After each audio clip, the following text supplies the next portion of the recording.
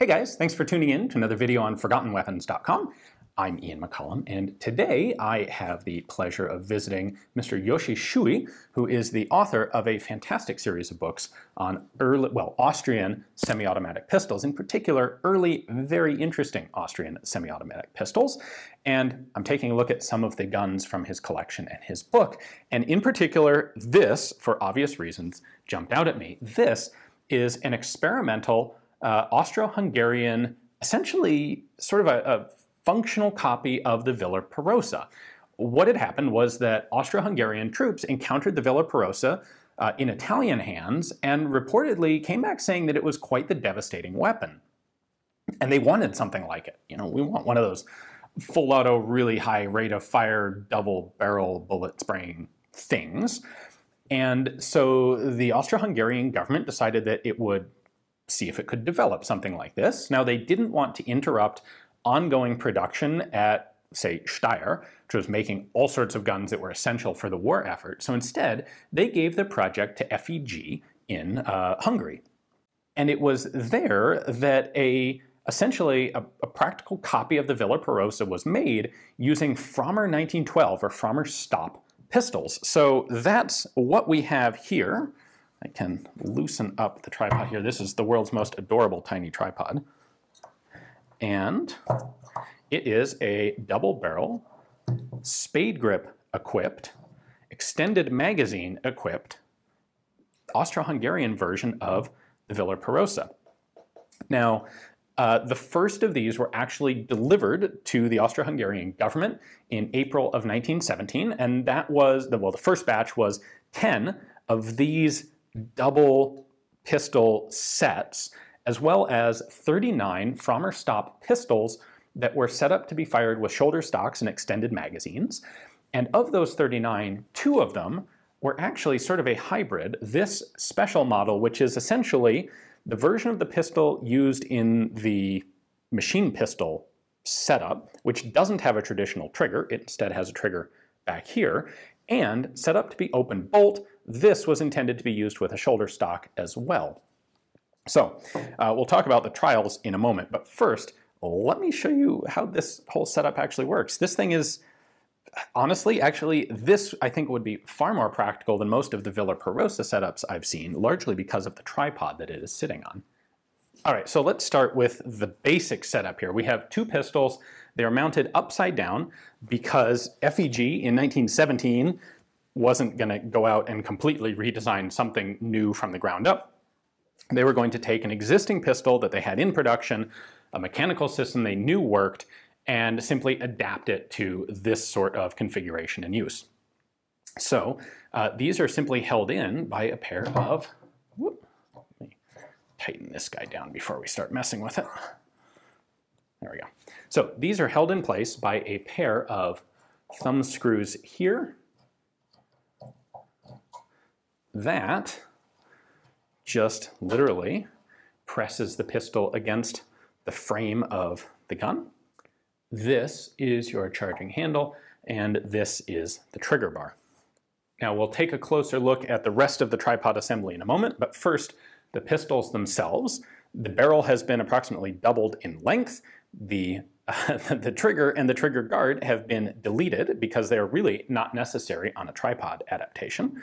They have extended the magazine release, so I can pull that back and pull out the magazine. This is 25 rounds single stack. And by the way, each of these double gun sets was equipped with 30 magazines. So you had 15 reloads and presumably a crew of guys who would be with you to be furiously reloading these magazines as fast as you could empty them. Taking a look at the actual markings on the pistol, they are Frommer patent stops. They are made by FEG in Budapest, and they are all caliber 32. So these pistols were eventually being made in both 32 and 380. The ones that were put into these, and by the way, this is the pistol machine rifle model 17. Those are all 32 caliber guns. We still have a grip safety, but the grip safety has been converted into the trigger, and they have been modified to be open bolt guns. So you'll see normally the Frommer stop is single action semi-auto hammer-fired pistol. So I ought to be able to cock the hammer and have it stay back. On these guns, you can't, because we have a peg here that is held open by the cocking levers. And so instead, once I cock this, there we go, the gun locks open, just like an open bolt firearm, and depressing the grip safety, or this bar right here, which is what's being used as the trigger, drops the bolt, chambers around, fires it, and the gun immediately cycles open. So as long as this is held down, the gun will simply continue to fire until you release the grip safety, and then it will lock back open. The other modification that has been made here is these metal plates have been put on in place of the regular wooden grips. Normally, well, in fact, under this plate, we have an big open oval in the frame, as you would have on a typical Frommer stop pistol. There's no need to have the metal there because normally there's a wooden grip plate over it. Since they're not putting on the wooden grip plates, you obviously don't need them for the tripod. They've got this metal U-shaped wraparound grip cover instead. And I should say, of course, the extended barrel makes perfect sense for this sort of tripod mount, where you can get a little more velocity out of them with really no downside at all. This is already an absolutely tiny weapon system, even with a barrel that looks this goofy long on a pistol. So I mentioned that in April of 1917, when they delivered 10 of the machine pistols, as well as 37 regular Frommer stops that were set up to use shoulder stocks and extended magazines, the idea being just a more capable pistol along the lines of, say, the C96. They also delivered 2 that were sort of hybrids of the pair, and this is one of those 2. It's serial number 44. It has just a slightly lengthened barrel. It has this U-shaped wraparound metal grip, but it does actually have wooden grip panels on it, and it has been set up with the same sort of trigger as the machine pistol, and it's also an open bolt example. So the intention of this is that you would put on the shoulder stock and then you would fire it like so, and it's full auto.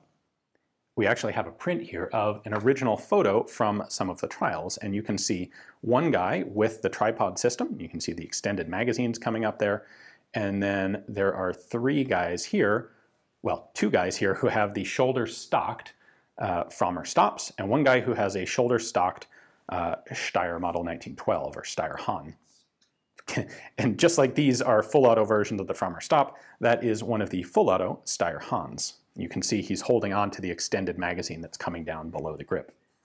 I think this picture really does give you an idea of the potential handiness and use of this Model 1917 machine gun contraption, especially if you consider how much of the fighting in World War I with Austro-Hungary was done up in the mountains against the Italians. Having something this small that's really easy to get into sort of small, cramped, awkward positions could actually be a very capable weapon if it passed all of its trials successfully.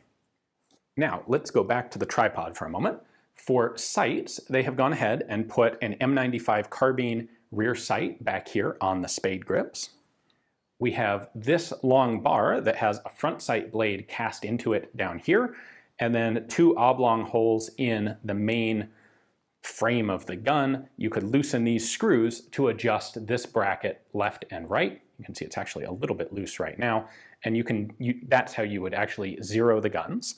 You would need to do some careful work. One of the interesting parts here would be regulating the 2 pistols so that they fire to the same place. They are both simply held in by these thumb screw blocks. Presumably when they manufactured these, you can see a bunch of this is basically left as a raw casting. The inside surface right here is finish machined to presumably a very accurate tolerance to make sure that the 2 pistols are pointing the exact same direction.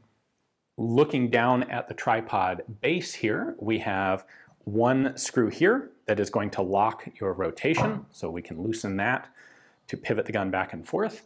And we just have these little pins that act as your traverse stops. So there's the traverse stop in action. I can just drop that pin into, say, that hole, and that will allow me to fix a specific field of fire. This is a system that was used on all of the World War I and, frankly, all of ever the tripod-mounted machine guns that were put into military service. And then over on this side, we have this screw, which, when I loosen that, that allows the gun to pivot up and down. So there are stops on this. It can only go that far down. It can only go that far up. And this allows you to lock it in position. So this is way more practical to actually aim and use than, for example, the bipod-mounted Villar Perosa, which I had a chance to shoot. I'll link to that video at the end of this one. Honestly, this tiny, adorable little tripod is really cool. Now, the way this works is this lever is going to act on this pin. That pin is attached to the rear end of the bolt and slide. The Frommer stop is a long recoil pistol, so this is its typical mode of operation. On the ones that are in the gun, these pins are on both sides of the bolt. On the shoulder-stocked one, it's only on one side. So when I cock that back, it's going to lock the bolt open. It's going to stay open because, again, this is an open bolt gun. And then I can do the same on the other gun. While there are two frames, two pistols in this system, they both operate independently and they both have their own triggers. So when using the gun, you could fire both simultaneously or just the right or just the left. Ignore these little hang tags, they're not original, of course. This is your safety. You hold that out to the side, and then you can press the trigger in, and pressing the trigger pad pushes this bar in. That bar is locked into that tab on the grip safety of the pistol, and that fires the gun. So as long as you hold that in, it's going to continue firing. When you let go, it's going to stop, and that safety is going to snap into place and prevent the gun from firing again. There are a couple markings on here to point out. On the back of the spade grip frame, we have FEG Budapest and the serial number 30. And then the left-hand pistol is also numbered 30. Interestingly, the right-hand one is not. The right-hand one doesn't have a serial number marked at all. Once the Austro-Hungarian government received these guns, they of course put them into trials, and we don't know the details of the trials, but it's for kind of obvious reasons. This wasn't adopted by the military. Almost certainly they found that it wasn't particularly practical on the ground. I'm sure it sounds impressive. These would have a very high rate of fire, but you have a 25-round single-stack magazine. That's not going to be hugely reliable. Single-stack magazines this long almost always have problems, so I'm sure that they ran into some functional troubles with that during the trials, although again, I don't actually have documentation on this. They almost certainly ran into trouble with that. And you have a gun that is effective at short range, but not the least bit effective at extended range. It's only 32 ACP caliber. So a really interesting, neat idea, but the Austro-Hungarian government opted not to put this into production. And I should also say part of that is probably the fact that this was, by the time they're doing trials, approaching the summer of 1917. They don't have a whole lot of resources to put into manufacturing an exotic new weapon system like this. It really is wiser to spend the resources available on systems that are known and proven and already in use in the field. The Schwarzlose machine guns, the M95 rifles and carbines, that sort of thing. Only a few of these continue to survive today. It was extremely cool to get a chance to take a look at not just the whole dual pistol tripod setup, but also the thumb trigger pistol version. So a big thanks to Mr. Schuy for the opportunity. Hopefully you guys enjoyed the video. If you would like to know more about this sort of exotic Austrian and Austro-Hungarian thing, I would encourage you to check out the books by Mr. Schuy and his co-author, Mr. Joseph Motz. Fantastic books. They are in German.